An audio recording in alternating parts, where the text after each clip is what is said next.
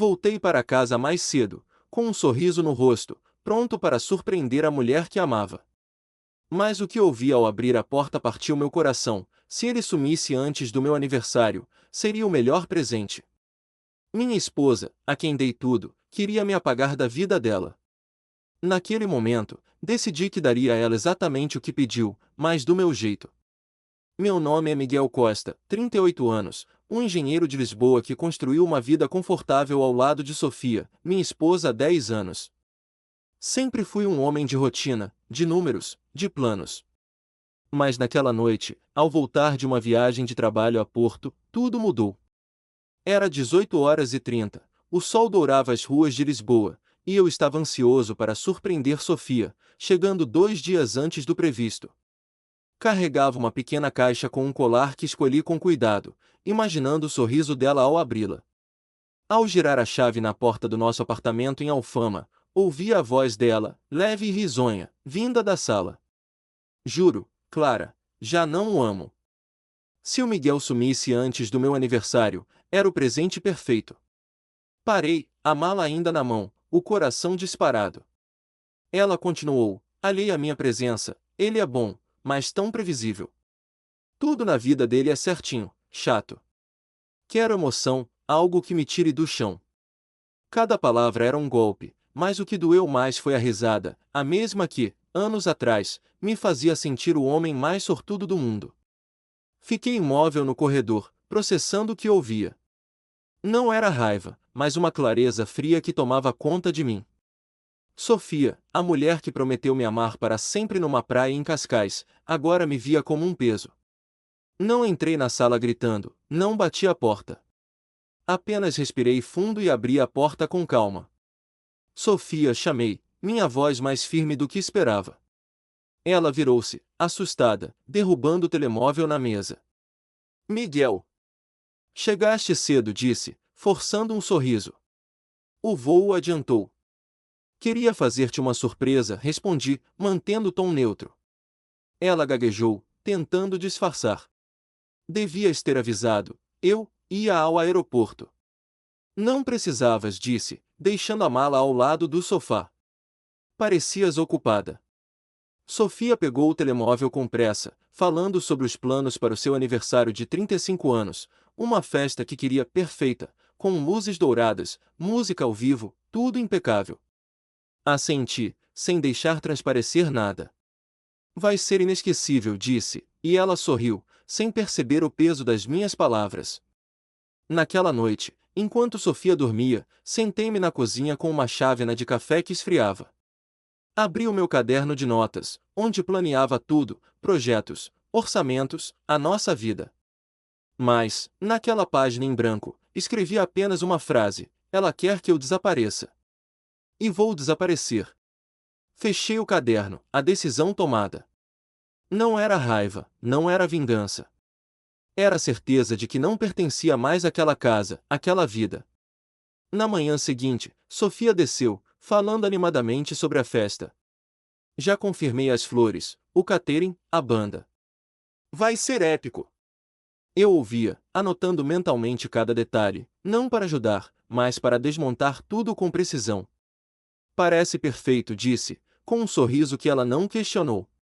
Quando ela saiu para uma reunião com a decoradora, liguei para o meu melhor amigo, Tomás, que mora em Sintra. Preciso da tua ajuda. Amanhã, às 18 horas, quando ela estiver na festa. Muda todas as fechaduras. Tira tudo que é dela de casa. Tomás hesitou, mas confiava em mim. Está bem, Miguel. O que precisares. À tarde, comecei a agir. Liguei para o florista, dobre o pedido de flores, mas cancele a entrega. Reembolse tudo. Falei com o catering, cancele o serviço, liquidei a conta. Cada chamada era um passo para desfazer o mundo que Sofia achava que controlava. Escrevi um e-mail ao meu advogado, prepare os papéis do divórcio. Assino até sexta. Tudo calmo, tudo legal, tudo meticuloso. Quando voltei para casa, Sofia estava no sofá, vendo vídeos de decoração no telemóvel. Música ao vivo ou DJ? Perguntou, com um tom meio provocador. O que quiseres, respondi, sem olhar para ela. Nunca tens opinião, riu ela, sem desconfiar de nada. Mas eu já não era o mesmo Miguel. Enquanto ela planeava a festa, eu planeava a minha saída. E sabia que, no dia do seu aniversário, Sofia descobriria o preço de desejar algo sem medir as consequências. Eu, Miguel Costa, sabia que o tempo estava contra mim. Faltavam 2 dias para o aniversário de Sofia, e cada hora era uma peça no tabuleiro que eu movia com precisão. Na manhã seguinte àquela conversa que ouvi sem querer, acordei cedo, antes de Sofia. Desci à cozinha, preparei café e fingi normalidade quando ela apareceu, falando sobre a lista de convidados. A Clara vai trazer o namorado novo, o Diogo. E o Tiago ofereceu mais champanhe, disse ela, animada. Ótimo, respondi, com um sorriso que escondia tudo. Convida quem quiseres. Enquanto Sofia saía para mais uma reunião com a decoradora, peguei o telemóvel e comecei a segunda fase do meu plano. Liguei para o meu advogado, o Dr. Almeida, em Lisboa. Os papéis do divórcio estão prontos? Perguntei. Sim, Miguel. Pode assinar amanhã. E a partilha de bens? Quero que ela fique com nada que seja meu, respondi, firme. Tudo legal, tudo limpo. Ele entendeu e prometeu ter tudo preparado. Depois, contactei o banco. Transfiram as contas conjuntas para uma individual. Só no meu nome e instruí. O funcionário hesitou, mas confirmei as senhas. Em minutos, o dinheiro que construí com anos de trabalho estava seguro. À tarde, fui ao meu escritório na Baixa. Entre relatórios e reuniões, enviei um e-mail ao responsável pelo salão de eventos em Belém. Cancele a reserva do aniversário de Sofia Costa. Reembolse tudo. A resposta veio rápido, confirmado. Reembolso processado. Fiz o mesmo com a banda que Sofia escolhera. Desculpe, imprevisto. Cancelem. Cada clique era como apagar um pedaço da vida que ela imaginava. Não sentia raiva, apenas uma calma fria, como se estivesse a resolver um problema de engenharia. Quando voltei para casa, Sofia estava ao telemóvel com Clara, rindo alto. A festa vai ser épica, vais ver. Desligou e virou-se para mim. O que achas de um arco de balões dourados na entrada? Perfeito, disse, sem hesitar. Ela não notou o vazio na minha voz. Enquanto ela falava, enviei uma mensagem a Tomás, amanhã, 18 horas. Tudo pronto? Ele respondeu, fechaduras novas encomendadas. Equipa a postos. O plano estava alinhado. Naquela noite, enquanto Sofia dormia, abri o meu portátil e terminei de transferir documentos importantes. Contratos, investimentos, a escritura do apartamento, tudo passou para o meu nome ou para contas seguras. Deixei uma última mensagem ao meu irmão, André, em Sintra. Chego amanhã à noite. Reserva um quarto. A resposta dele foi curta, estás sempre em casa aqui. Fechei o portátil e olhei pela janela. As luzes de Lisboa piscavam, indiferentes. Eu já não pertencia àquela vida. No dia seguinte, fingi ir para o escritório. Antes, passei no notário e assinei os papéis do divórcio. É definitivo? Perguntou o Dr. Almeida. Sim, respondi, sem hesitar. Deixei um envelope com ele, com uma nota para Sofia, pediste que eu sumisse. Aqui tens o teu presente. O plano estava quase concluído. Só faltava o último passo, garantir que, quando Sofia voltasse da festa que nunca aconteceria, encontrasse a porta fechada e a vida dela do lado de fora. O dia do aniversário de Sofia amanheceu com um sol tímido em Lisboa. Eu, Miguel Costa, acordei às 5h30, a adrenalina correndo nas veias, mas mantive a calma. Hoje era o dia em que tudo mudaria. Sofia desceu para a cozinha, animada, falando sem parar sobre a festa. Vai ser perfeito, Miguel. A Clara diz que vai ser a noite do ano. Assenti, tomando café, como se nada estivesse diferente. Vais adorar, disse, com um tom que ela não questionou. Cada palavra dela era um lembrete do que ouvi há 2 dias, o desejo de me apagar da vida dela. Enquanto Sofia saía para o cabeleireiro, Peguei a minha mala, já pronta, e verifiquei tudo. O envelope com os papéis do divórcio estava com o Dr. Almeida, pronto para ser entregue. As contas estavam separadas, os serviços da festa cancelados. Liguei para Tomás, que confirmou, às 18 horas, as fechaduras estarão trocadas. As coisas dela estarão no quintal. Obrigado, respondi, e desliguei. Não havia espaço para dúvidas. Tudo estava alinhado. Passei a manhã no escritório, mas não trabalhei. Enviei um último e-mail ao salão de eventos, confirmando que o reembolso fora processado. Depois, liguei para o meu irmão André, em Sintra. Chego hoje à noite. Tudo bem por aí? Tudo pronto, Miguel. A casa está à tua espera, disse ele, sem perguntar muito. Ele sabia que eu precisava de espaço. Às 14 horas, encontrei-me com o Dr. Almeida num café perto do Chiado. Ele entregou-me uma cópia dos papéis assinados. Ela recebe o envelope hoje, durante a festa, confirmou. E a nota? Perguntei. Está lá, como pediste. Agradeci e guardei a cópia no bolso. De volta a casa, Sofia estava na correria, falando ao telemóvel com Clara. Sim, o vestido é perfeito. Vais ficar de boca aberta. Não me olhou, como se eu fosse parte do cenário. Vou ao escritório, tenho uma reunião, disse, pegando a mala. Não te atrases para a festa, respondeu ela, sem desviar os olhos do telemóvel. Não me atraso, garanti, com um leve sorriso. Saí, mas não fui para o trabalho. Dirigi até ao Tejo, parei o carro e fiquei a olhar o rio. Era a última vez que via Lisboa como o homem que fui. Às 17 horas, recebi a mensagem de Tomás, tudo a postos. As coisas dela estão fora. Fechaduras novas instaladas. Respondi com um simples obrigado. Subi ao carro e comecei a viagem para Sintra. O telemóvel vibrou, uma mensagem de Sofia. Onde estás? A festa começa às 19 horas. Não respondi. Às 18h30, o Dr. Almeida confirmou, o envelope foi entregue no salão. Imaginei Sofia abrindo, lendo a minha nota, pediste que eu sumisse. Aqui tens o teu presente. Feliz aniversário. O divórcio era oficial, e a festa, que ela tanto planeou, não existia mais. Enquanto dirigia pela A5, senti o peso no peito diminuir. Não era alegria, mas alívio.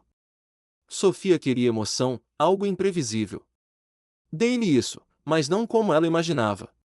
O sol caía no horizonte, e eu sabia que, naquele momento, ela estava a perceber o preço das suas palavras. Eu, Miguel Costa, dirigia pela estrada que me levava de Lisboa a Sintra, com o Tejo ficando para trás no retrovisor. O plano estava concluído. Sofia, minha esposa de 10 anos, que desejou meu desaparecimento, estava prestes a enfrentar as consequências das suas palavras. Não sentia raiva, nem insatisfação. Apenas a leveza de quem deixa para trás uma vida que já não lhe pertence. O telemóvel vibrou no banco do passageiro, mas ignorei. Sabia que era ela, talvez confusa, talvez furiosa, ao descobrir que a festa dos seus sonhos se desmoronara. Tudo começara há 2 dias, quando ouvi Sofia dizer a Clara que me queria fora da vida dela. Desde então, movi-me como num jogo de xadrez, cancelei o salão, as flores, o catering, a banda. Transferi as contas conjuntas, assinei os papéis do divórcio e pedi a Tomás que trocasse as fechaduras do nosso apartamento em Alfama. Cada passo foi calculado, legal, sem deixar rastros de vingança. Era apenas justiça, do meu jeito, silenciosa, definitiva. Cheguei à casa do meu irmão André em Sintra ao anoitecer. Ele abriu a porta com um abraço firme, sem perguntas. Café, ofereceu, apontando para a cozinha.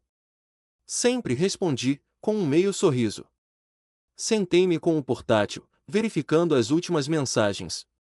O salão confirmar o cancelamento, o advogado enviará a notificação de entrega dos papéis. Tomás escreveu, tudo feito. Coisas dela no quintal, fechaduras novas. Respondi com um breve obrigado. Fechei o portátil e olhei pela janela. As luzes de Sintra brilhavam suaves, como se o mundo seguisse em paz. Enquanto isso, imaginei Sofia no salão em Belém. Ela chegaria com Clara, esperando luzes douradas, música, champanhe. Em vez disso, encontraria um espaço vazio, uma recepcionista confusa dizendo: "A reserva foi cancelada. O reembolso já foi processado." Então, o mensageiro entregaria o envelope com os papéis do divórcio e a minha nota: "Pediste que eu sumisse. Aqui tens o teu presente. Feliz aniversário." Não estaria lá para ver a reação dela, mas podia imaginar o choque, o silêncio que se instala quando o chão desaparece. Mais tarde, André sentou-se comigo na varanda. "Queres falar?" perguntou, sem insistir. "Não há muito para dizer", respondi. "Ela quis uma vida sem mim. Dei-lhe isso." Ele assentiu, respeitando meu silêncio. O vento agitava as árvores, e pela primeira vez em anos senti que respirava sem peso. Não era sobre puni-la, mas sobre me libertar. Sofia quis emoção, algo imprevisível. Dei-lhe exatamente isso, mas não da forma que ela sonhava. No dia seguinte, recebi uma mensagem de Tomás. Ela tentou entrar. Bateu na porta, ligou-me, mas não abri. "Está furiosa." Não respondi. Bloqueei o número dela, como fiz com o de Clara e outros amigos que sabia serem cúmplices das suas risadas às minhas custas. Liguei para o Dr. Almeida. "Algum problema com os papéis?" perguntei. "Nenhum." Ela assinou o recibo de entrega. "Está feito", confirmou.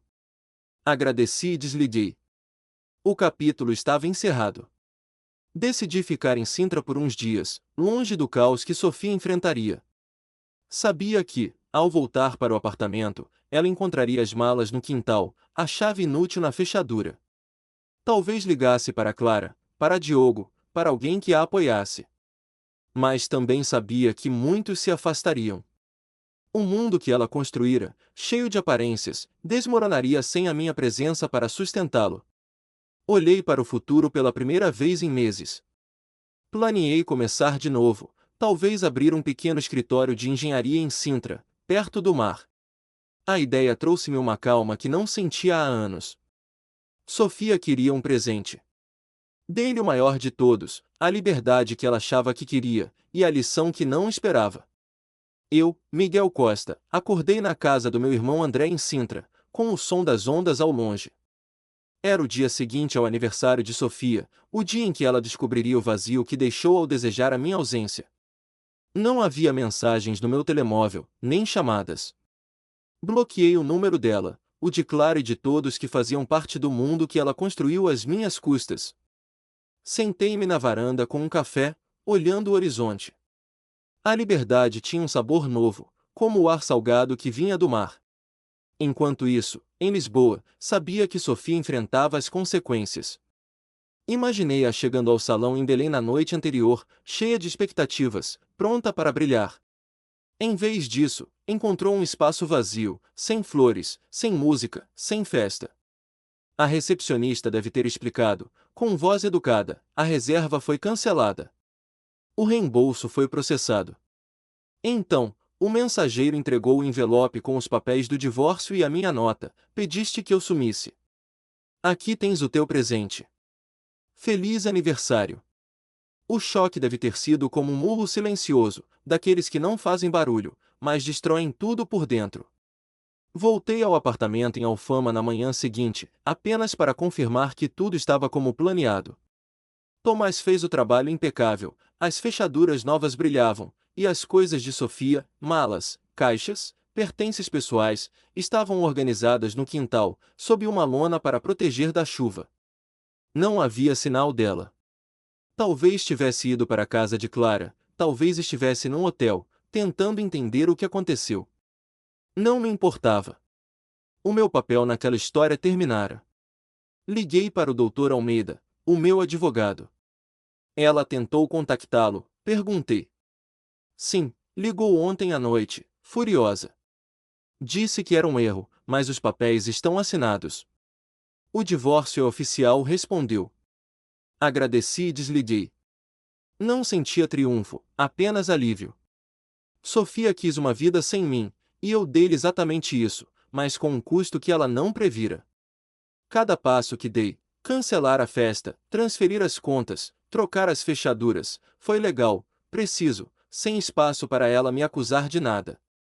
Mais tarde, Tomás passou por Sintra para tomar um café. Ela tentou arrombar a porta, contou, com um meio sorriso. Bateu, gritou, mas ninguém abriu. Acabou por levar as coisas num táxi. Perguntei se parecia arrependida. Não sei, disse ele. Parecia mais perdida do que qualquer outra coisa. Assenti, sem comentar. Não precisava de a ver destruída para sentir que fiz o certo. O meu silêncio foi o maior castigo. Não lhe dei a chance de discutir, de se explicar, de virar a história a seu favor. Dias depois, soube por André que Sofia tentou contactar amigos em comum. Alguns ignoraram, outros deram desculpas. Clara, a confidente dela, afastou-se quando o namorado, Diogo, disse que não queria dramas. O mundo que Sofia construíra, feito de aparências e promessas vazias, desmoronou sem o meu suporte. Ela vendeu algumas joias para pagar um quarto num hotel barato, mas ninguém a acolheu por muito tempo. A vida imprevisível que ela queria chegou, mas não como imaginava. Eu, por outro lado, comecei a reconstruir. Aluguei um pequeno escritório em Sintra, perto da praia, e comecei a trabalhar num novo projeto de engenharia. As noites eram calmas, passadas a planear o futuro, sem o peso de um casamento que já não existia. Não guardava rancor. Sofia fez uma escolha, e eu apenas a respeitei, do meu jeito. O que ela não sabia era que, ao desejar que eu sumisse, abriu a porta para que eu encontrasse algo que há anos me escapava: paz. Enquanto escrevi e-mails para clientes, recebi uma notificação do salão de eventos. Um lembrete automático: esperamos que tenha desfrutado a sua celebração. Ri baixo. A ironia era perfeita. Sofia deve ter recebido mesmo, um último eco do plano que desmontei. Guardei o telemóvel e olhei para o mar. O sol brilhava, as ondas continuavam, e eu sabia que, onde quer que Sofia estivesse, ela estava a aprender o peso das palavras ditas sem pensar. A vida seguiu. Não olhei para trás. Lisboa, Alfama, o apartamento, tudo ficou no passado. Sintra tornou-se o meu recomeço, um lugar onde o vento trazia promessas novas. Sofia, algures, enfrentava o vazio que criou. Não era sobre vingança, mas sobre consequências. Ela pediu, e eu entreguei. E, no silêncio, encontrei a minha liberdade. Pergunta para os espectadores: acham que fiz o certo ao dar a Sofia exatamente o que ela pediu, de forma tão calculada e silenciosa? Ou o meu plano foi demasiado frio, deixando-a sem espaço para se redimir?